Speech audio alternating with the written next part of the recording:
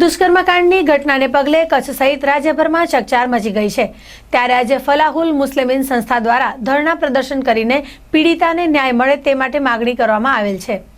ખાસ કરીને નલિયા દુષ્કર્મકાંડમાં પીડિત મહિલાના નિવેદનો મેળવીને નિવૃત્ત જજોની પેનલ બનાવવામાં આવે અને તેમાં 50% સામાજિક ક્ષેત્રમાં કામ મહિલા પુરુષ અગ્રણીઓનો પણ સમાવેશ કરવામાં આવે તેવી માંગ કરાઈ છે। સાથે જ અન્ય પીડિતાઓને રક્ષણની ખાતરી આપીને તેઓ ફરિયાદ આપે અને આરોપીઓને કડકમાં કડક સજા થાય તેવી માંગ ઉઠવા પામી છે। ભુજના ટાઉન હોલ પાસે ધરણા પ્રદર્શન કર્યા બાદ જિલ્લા કલેક્ટર કચેરીએ આવેદનપત્ર પાઠવવામાં આવ્યું હતું। આ પ્રદર્શનમાં ફલાહુલ મુસ્લિમીન સંસ્થાના પ્રમુખ મોહસિન અલી મામદ હિંગોરજા, અબ્દુલ હમીદ સમા, મુજાહિદ અલી મામદ હિંગોરજા સહિતના આગેવાનો જોડાયા હતા।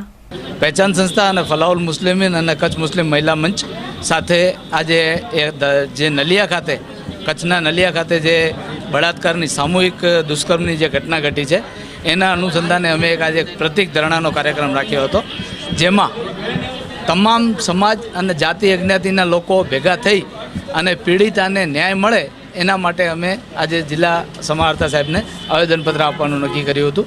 સાથે સાથે અમારી આપના દ્વારા માંગણી પણ છે અને આપ લોકોએ જે અત્યાર સુધીમાં જે આ ઘટનાને ઉજાગર કરવા માટેના જે પ્રયત્નો કર્યા છે અને એની અંદર આપે જે ભૂમિકા ભજવી છે એ ભૂમિકા માટે તમામ ઇલેક્ટ્રોનિક મીડિયા અને પ્રિન્ટ મીડિયાના અમે નહીં પણ કચ્છની આખી જનતા આભારી છે કે તમારા કારણે આ એક મોટું સેક્સ રેકેટ કાંડ જે છે એ બહારે આવ્યું છે। અને સાથે સાથે હું એમ કહીશ કે આ જ ઘટના નહીં પરંતુ કોઈ પણ ઘટના વખતે તમે આવી જ ભૂમિકા ભજવો એવું તમારું મારું તમને સૂચન છે। સાથે સાથે આજની જે ઘટના છે એ ઘટનાના જે આરોપીઓ છે એ આરોપીઓ આજે પણ પોલીસની પકડથી દૂર છે।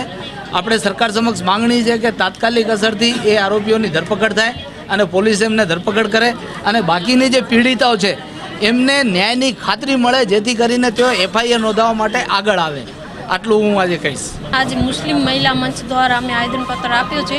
જો નલિયાનો પ્રકરણ છે એમાં જે આરોપી છે એ જલ્દીમાં ધરપકડ થાય એ બેનને ન્યાય મળે એના માટે અમે આવેદનપત્ર આપ્યું છે। સાહેબ અમને કીધું સરકાર સારો આપ્યો છે, જેમ બનશે એમ જલ્દી અમે ધરપકડ કરશું।